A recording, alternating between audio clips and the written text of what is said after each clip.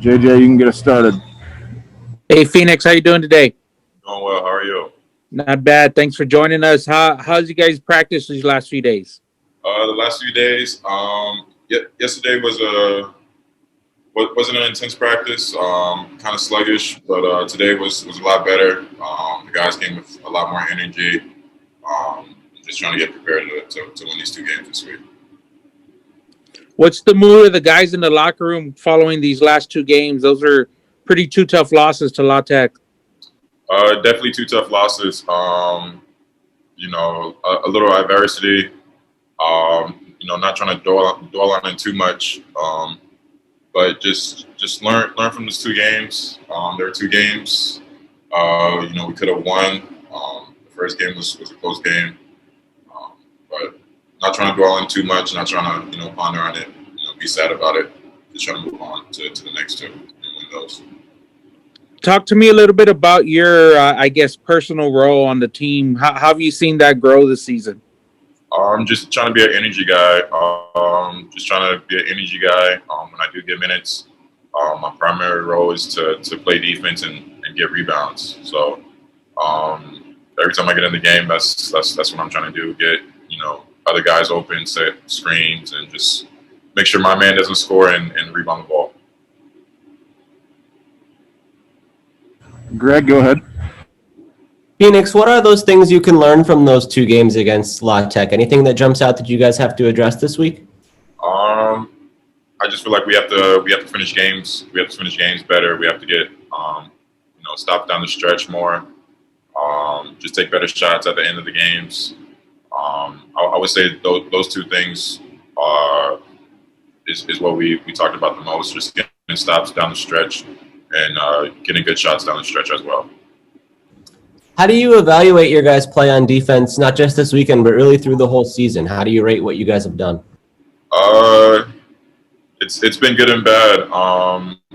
There's been stretches where we play good defense. I know versus LA Tech, the first game, the coaches told us we got 14 stops in a row on defense. So we have good stretches. We just have to be consistent. Right now, it's inconsistent, but we're working on it. You guys have faced some physical post players the last couple weeks, and I think it seems like you guys have thrown some double teams at them. What can you tell us about your approach to those situations as a team, or how you handle some of those physical post guys? We definitely play some good post guys. Just trying to read the post. Get the ball out of the post, but if we're going to do that, we're going to have to, move around a little faster. So, we've talked about that as well. We are going to read the posts, moving around, finding the shooters, the people who can hit threes and getting out to those people. Yeah, is that a tough balance when you're really trying to focus on taking away what teams do inside and also not giving up, those outside shots as a result? How do you guys try to balance that?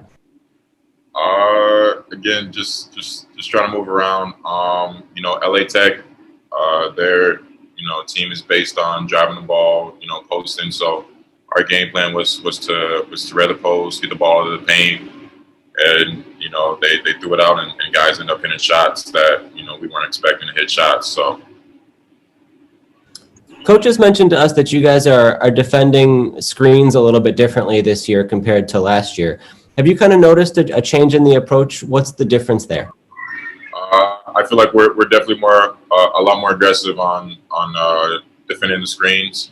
We're reading the screens more, hedging them more. So I would say we've been a lot more aggressive. The bigs have been a lot more aggressive attacking the screens.